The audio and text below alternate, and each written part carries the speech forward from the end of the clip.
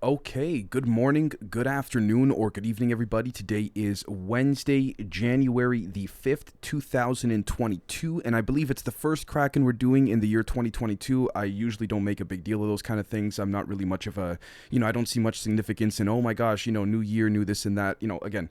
But at the same time, I think it's significant to point out that we're going to be starting off 2022 with an interesting Kraken, first and foremost. So let's jump right into it. So, first and foremost, guys, I want to say that I am in a way, proud to independently report, because the mainstream media is not reporting this, what we see right over here for those that are watching visually on the right-hand side of the screen. What we're looking at, again, filed as document number 66, take that as you will. That's not the point of the covering this. But anyways, what we're looking at here is a lawsuit by 26 U.S. Navy SEALs versus Joseph R. Biden pertaining to the vaccine mandate. And this is a full-on lawsuit that was granted, I believe, a preliminary injunction, as we see here.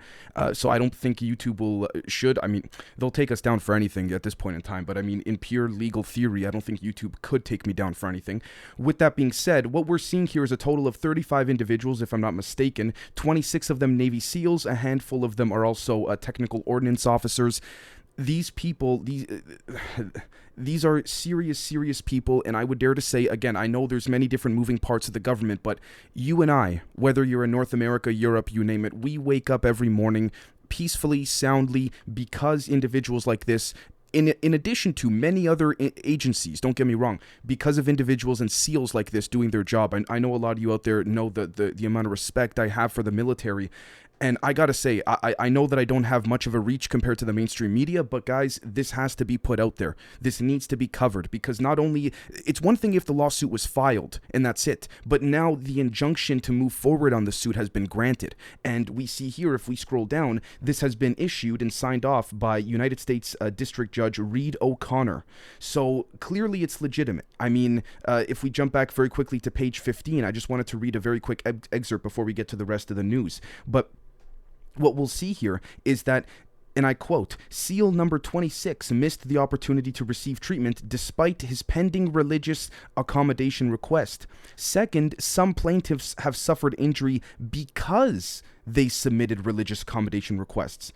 I'm not end quote. I'm not a lawyer, but I can understand why this motion was granted to go through. So again, if this was me, if this was a truly unbiased media, and I was the head of, say, CNN, for example, in a truly perfect world, I would have each SEAL, technical ordnance officer, you name it, on every single evening on prime time to justify their case. Why? Because just like firefighters, police officers, everyone plays their part in trying to keep the world safe. And I know you might be saying, thinking, Dave, what kind of cloud are you living on? The world's clearly not safe. But you guys get what I mean. The intention of these individuals that have positive, good faith, I guess you could say, intentions, really. So again, didn't mean to spend too much time on that, guys, but I feel like it's necessary since it's not being covered anywhere else that I explain the details of it. Now, moving on. The next thing is that essentially what's going on in Kazakhstan is depends how you look at it, a beautiful shit show. It's hard to say, and I say that because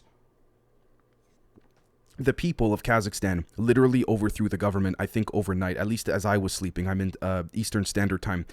The government tried to, the prime minister, I think, of Kazakhstan, or the president, tried to sort of, quell and sort of calm everybody down.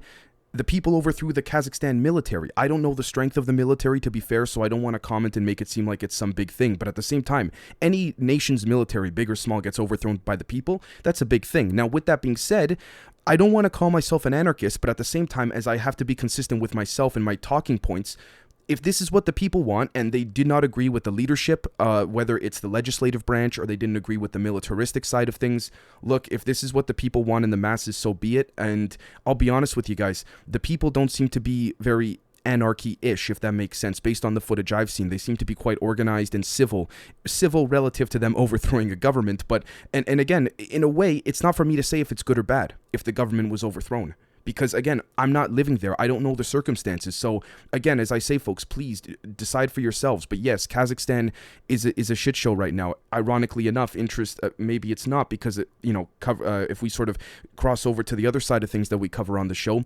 Kazakhstan is allegedly the headquarters for the Galactic Federation. So, of ETs. So take that as you will. The next thing is that a New York school, by the way, we'll follow up on the Kazakhstan thing. This is a big deal. We also have to consider the intelligence angles, you name it. But The next thing is a New York school teacher with no formal medical qualification has been arrested for allegedly giving a COVID vaccine to a student, say officials. Police say that Laura Russo administered the dose at her home despite having no legal authorization to give jabs or consent from the boy's parents. This is interesting. Now listen to this. I saw the video where she injected him. Miss Russo, 54 years old, who teaches biology, was held on New Year's Eve and could face 4 years in prison if convicted. The 17-year-old boy had reportedly wanted the vaccine. What was this 17-year-old boy doing at this 54-year-old teacher's house anyways? I'm not trying to create a conspiracy where there isn't one, but honestly, what was he doing at her house on New Year's Eve? How are people not, unless I'm missing something, how are the masses not noticing that? What the hell? I mean, the video, she didn't like force him into it per se, but I mean, in pure eyes of the law, what she did was entirely illegal, absolutely. Presuming I understand the law correctly within that of the New York district. But what, New Year's Eve, a 17-year-old student's at a teacher's house? Like, I don't know. I'm not trying to imply anything sexual. Let's just call the elephant in the room. I'm not. But like, I mean, okay. Like, clearly you could see in the video the 17-year-old was there seemingly by will. But this is speculation. I'm not going to go farther than that until we have more news or results. The next thing is that Meghan, the Duchess of Sussex, and I'm only reporting this because this shows what's wrong with the world, will receive €1 million in damages from Associated Newspapers after the Mail on Sunday was found to have invaded the Mail, the media outlet, was found to have invaded her privacy. The nominal sum was set out in court documents which formally confirmed the newspaper has accepted defeat. The Mail on Sunday published a handwritten letter the Duchess sent to her father, Thomas Markle, in 2018. The media company will also pay an unspecified sum for a separate case of infringing her copyright. The point is that the fact that it's not so much about the money or anything like that. I've given my rants on that before, but the fact that people like this, if you go to bbc.com and you go to the most read stories, this is in like the top 5. What's wrong with this world? Like, what? Anyways, you guys know I don't want to get on a tangent, but anyways, let's move on. The next thing is that shares in the crisis-hit Chinese property developer Evergrande rose on Tuesday after they resumed trading in Hong Kong. The heavily indebted firm had suspended its shares on Monday, pending the release of inside information, end quote. Evergrande's shares jumped as much as 10% before trimming gains to close 1.3% higher than previously. The company said its sales for 2021 plunged 39% from the year before to $69.5 billion US dollars, or 51.6 billion European pounds. Overall, again, it's a chess game. I don't know what the CCP is trying to do with Evergrande. Clearly, I mean, using common sense, they have a heavy influence on it, as would be the necessary elements of banking, economics, finance. But it's hard to say. I don't know. This is the thing. When I take a step back and I look at what's going on with Evergrande, again, as I say, we'll follow up on the updates, guys. But it's too, at least for me, I can't tell what's happening there. I mean, I have speculative proposals or interpretations, but again, doesn't mean it's just like you guys do too. I'm just like you guys. We can all speculate. The next thing is that doubly vaccinated passengers will no longer have to take pre-departure COVID tests in England from starting 4 o'clock GMT time on Friday, the government has said. They will also not be required to self-isolate while awaiting test results after arriving in England. Okay, look, that's progress, but again, for the sake of giving up what else? The coercion of freedom, allegedly? Again, I have to be careful because of YouTube, so we'll just leave that there. The next thing is that Germany's Federal Cartel Office has declared Google, or Alphabet, a special dominant operator. The U.S. big tech giant now faces much stricter controls by the antitrust watchdog. Germany's interesting, man. There's certain things they're doing I fully agree with, and then you look at what they're doing with respects to the beep bop, and it's like, what the hell? I mean, again, just my personal opinion, but... the next thing is that President Emmanuel Macron denounced France's unvaccinated people as, quote, non-citizens, and vows, quote, I really want to piss them off, and so we will continue to do so to the bitter end. That's the strategy. I'm going to say 3 words, okay? And you guys may laugh and agree with me and know where this is coming from, or you may not. I'm going to cite Dr. Robert Malone and Dr. Peter McCullough, mass formation psychosis. And Macron is a pure victim of it, in my humble perspective. So anyways, the next thing is that the German health minister, this is what I'm talking about with respects to Germany. The German health minister demands more COVID restrictions and faster progress on compulsory vaccinations before they, quote, become obsolete due to dirty natural infections. According to Lauterbach, and I quote, we cannot wait for compulsory vaccinations to become obsolete because we have a lot of infections. Omicron as dirty vaccination is not an alternative to mandatory vaccinations, end quote. I'd like to thank our friend of the show, Nils, for clarifying that sort of that translation at the end there for me, because I didn't know what he meant by dirty vaccination. He meant essentially catching Omicron with the new Harvard studies and whatnot alleged. Well, sorry, let me correct myself. Sorry, the new studies coming out. I don't want to say Harvard specifically, because if that's not accurate, then I don't want to do that to you guys. But new studies coming out saying if you caught Omicron, you may in fact be, more resistant than if you had the beep boop. So I think that's what he means by saying, I caught Omicron as an excuse, won't cut it. But this is what I mean about Germany, guys. And this, I would say this about any other country. It just so happens that Germany's doing this. You got, on one hand, they're hammering down on big tech, but even then, to what extent that's legitimately occurring, we don't know. And then on this hand, we got to vaccinate. I don't know. The next thing is that FEMA will gather feedback on January 6th to the latest planning guidance for response to a nuclear detonation. Okay. We'll gather feedback on January 6th to the latest planning guidance for response to a nuclear Okay, what the heck? I don't honestly know what that means, if there's an implication to January 6th there, subtly or on the surface or not or otherwise. I really don't know. And honestly, guys, if you could help me out with respects to that, please, I'd be more than... to the latest planning guidance for response to a nuclear detonation. But why the 6th? Because of what happened last year? I'm genuinely asking. So the next thing is that North Korea fired an unidentified projectile towards the East Sea. Apparently it was unexpected, but again, everything that guy Kim Jong-un does is unexpected. So if he's even really running things still, we don't know. At this point, we really don't know. I'm going to leave that there. It's a sort of a, I guess virtue signaling chess game within that of the intelligence community, in a way, if that makes sense. So the next thing is that Trump cancels his January 6th press conference because of the, quote, total bias and dishonesty of the January 6th unselect committee of Democrats, two failed Republicans and the fake news media, according to a statement released. Trump will discuss what he was going to say at an Arizona rally instead. He got pressured, and I guess, yeah. And again, that sounds like a statement typical of Trump. Take that as you will. It's not for me to decide, again, what you guys should or should not think about Trump or the statement he made. The next thing is that Biden said in a news clip recently, in a clip where he was being filmed with the press in the room, and I quote, "There's a lot of reason to be hopeful in 2020. He's off by 2 years. It's 2022. So I'm just going to leave that there. And I'm not trying to make this a Republican-Democrat thing, guys. I want to be completely honest. For me, it's more so about noticing that both sides, it's just total nonsense. So, also, by the way, there's rumors that Nancy Pelosi's going to resign next year, I think, or something like that. Whatever. I mean, she's another one, in my opinion, another piece of work. But the next thing is that football star Marcos Menaldo has tragically passed away at the age of 25 after suffering a heart attack in training. I'm going to leave that there. And I say that because I think you guys know exactly where I'm going to go with this, so I'm going to leave that there. Just please do your own research. I genuinely mean that and encourage it. The next thing is that a record 4.5 million Americans, quote, quit their jobs, end quote, in November while job openings fell slightly.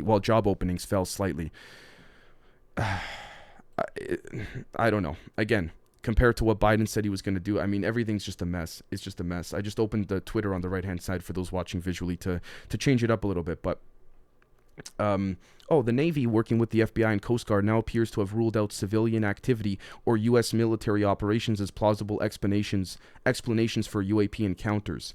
This leaves two possibilities, each with extraordinary implications. Very much so. The next thing is that El Salvador's president promotes healthy lifestyle choices in the fight against COVID and other diseases. Yeah.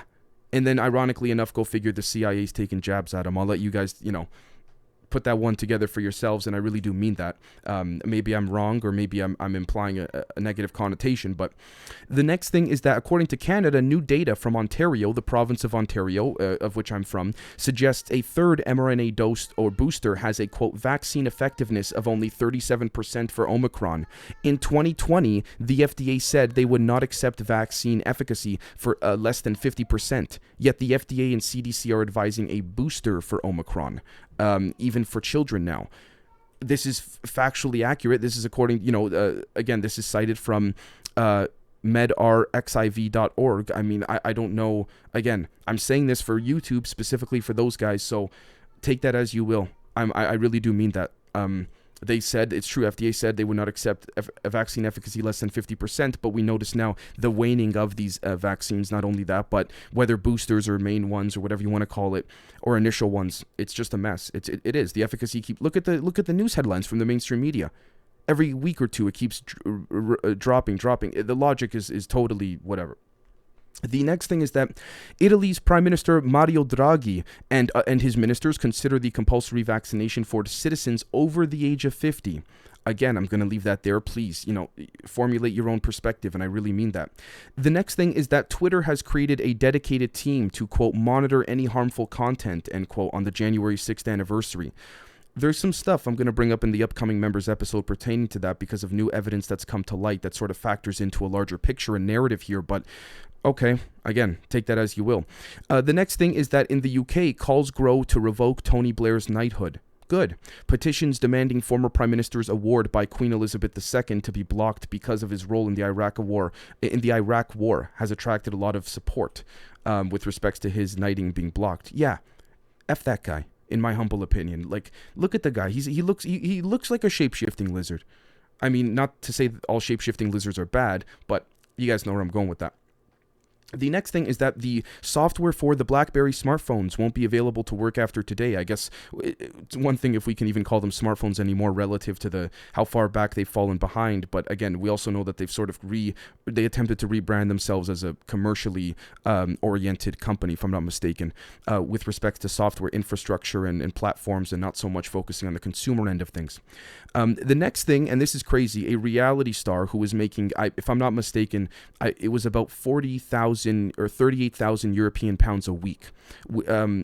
She was literally putting her farting in a jar, sealing it up and selling it for, don't quote me, but it was roughly, last time I checked, it was roughly around £1,000 pounds, which is like 1,300 American, which is like 1,500 Canadian dollars. So, yeah, and she got hospitalized because she was farting too much, and she admitted that she overdid it with the farts. She was producing so much gas. I guess she was doing stuff to her, eating things to make her produce gas. Anyways, I gotta say, obviously she's from a male perspective, good-looking girl. I read part of the article saying she had about 260,000 followers or subscribers. I don't recall on which platform, but of those just north of 250,000 individuals following her, she clearly garnered support to the point where she was making like $45 grand a week.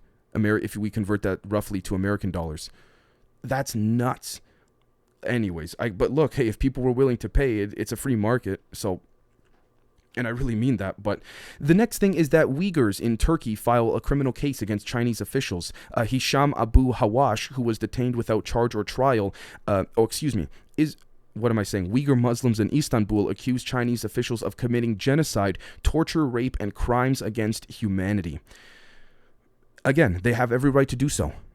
Clearly, if it walks like a duck and quacks like a duck, it's probably a duck. And what I mean by that is, if all these people are coming out saying they've been tortured, they've probably been tortured, unless there's mass psychosis. But again, we have to factor those things in. But man, if we're really living on a stage, it's possible these people, again, pure, out there speculation, some type of mind control to further an intelligence agenda. These people could be getting paid to make these complaints. We have to consider all of it, guys, because we don't know, like, we're constantly being lied to. So the next thing is that Israel has agreed to release a Palestinian prisoner on a hunger strike. Hisham Abu Hawash, who was detained without charge or trial, plans to end a 141-day hunger strike after reaching a deal with Israel to be released on February 26th. Good. I mean, again, I look at it as human-on-human type situation. If it helps one less person suffering throughout the world, great. I don't mean to be all kumbaya, let's all get together by the fire, but we got to band together, guys, because things are really getting, part of my English, fucked up more and more as we go. So the next thing is that tear gas was fired at Sudan protesters as thousands rally against army security forces, and the security forces also blocked roads in the capital Khartoum and in Durman as anti-military protests continue in Sudan. Again, look at Kazakhstan. So it's not for me to tell you guys if that's good or bad. I really mean that. So the next thing is that detained Ugandan satirical novelist was tortured in custody, according to his lawyer. Rukira Bashaija, author of satirical novels about corruption and greed, is being held incommunicado, his lawyer says. Oof, yeah. This is a problem. It really is. And I say this not with respects to Uganda, but with respects to people as humans.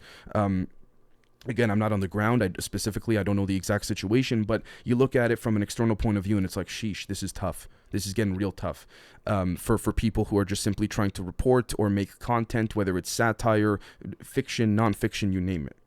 The next thing is that Brazil's Bolsonaro has been released from hospital following his gut blockage. The far-right leader spent 2 days inside for an intestinal obstruction, his latest complication from a stabbing in 2018, according to Al Jazeera.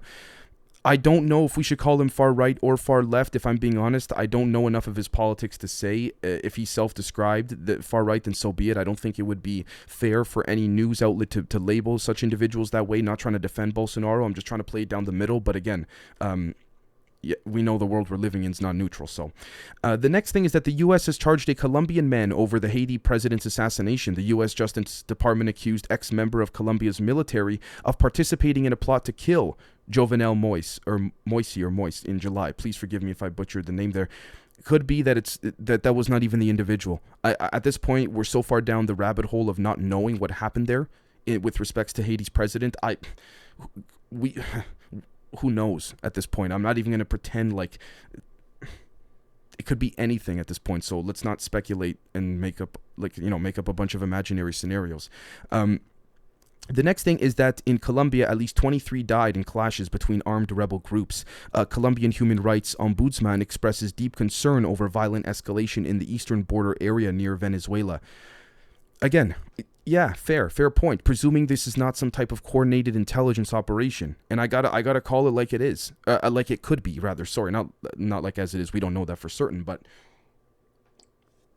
we're seeing more and more that there's people all around the world that just want to live their lives, and that the people that are creating this duopolistic infighting are the ones that are trying to, again, they're playing both sides against the middle, our world leaders. It's like when you go in school, when you were in high school, if you ever rushed to one side of the classroom and whispered something BS about, said, hey, this person said this about you, then go to the other side of the classroom and repeat it just the opposite way. You're stirring both sides of the pot. It's not hard to see, in my opinion at least. The next thing is that the Haiti prime minister has fled under gunfire as violence continues to grip the nation. Ariel Henry was marking Haitian Independence Day on Saturday when gunfire erupted in the northern city of Gonaives. Again, I don't blame him. Look at what just happened with the previous prime minister, right? And even then, if you're on the inside of the Haiti, apparatus of politics, I'm sure you hear there's some intelligence ops going on there too. And again, that's just my opinion. Not saying that's factual, but again, you guys like to hear my opinion, and I think the CIA's all over Haiti right now, and that's just to say the very least. But the next thing is that having pets instead of kids robs us of humanity, the Pope says. Pope Francis suggested people who substitute pets for kids exhibit a certain selfishness and urges easing of the adoption procedures. I have no idea why he would say that, and what's wrong with animals? I understand he's not saying anything wrong with animals. He's suggesting the substitution of pets for kids. I see it as this. We're all, again, not to sound overly esoteric, but we're all living beings of consciousness here. If we can't all get along, then maybe we should, what's the point? Why can't we have both, kids and pets? I know what he's saying, but at the same time, I don't know. I just find that so random. Every so often, the Pope makes a statement, and it's just like, what the hell? So the next thing is that, oh, sorry, I forgot to cover second last thing here. Elon Musk's Starlink hits a wall in India. India has told Starlink, which is yet to get a license, to refund clients and refrain from fresh orders. I don't know. I think intelligence apparatus or maybe a larger legislative play at hand on behalf of the Indian government. Maybe they want to do their own version of Starlink. I don't know. That's just my opinion. But as of right now, it's a bit too early to tell. It's possible Elon Musk himself doesn't know. I don't know. The final thing is that a defector who returned to North Korea allegedly had a difficult life in Seoul, South Korea. Official says man who crossed into North Korea last week was a defector who had struggled in his new life in the South. Presuming the narrative of the South being very influenced by the West, and America specifically in the USA, and the North, obviously people are starving. Presuming that's legitimate, because I'm not there, so I can't say myself. But presuming that's legit, I think right away this is it's a setup. You bring someone over and say, oh my God, look, you had a terrible time there. They make it all up for the sake of propagandizing to your own people. Just my humble perspective. So I could be wrong. I know a couple people that have been to Seoul, and it doesn't sound like that's the case over there. But I mean, look, I could be missing context as well, to be fair. So with that being said, everybody, we'll catch you again on Friday, 48 hours from now, for another Kraken wrap-up of news for the week and all that. And we have a lot. When I say a lot, I mean a lot coming for the members, also for the public, and we'll catch you all very, very soon. Cheers, everybody. Thank you so much once again.